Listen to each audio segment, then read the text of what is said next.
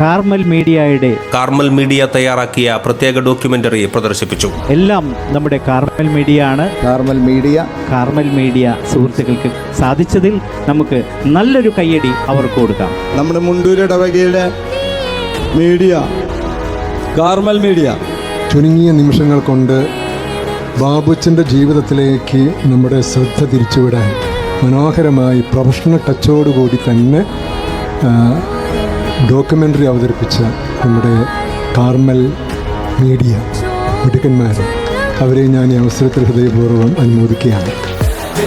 പോലെ നിന്റെ കൈകൾ പാറട്ടെ, നിന്റെ കഴിവിനാൽ എതിരാളി തളരട്ടെ.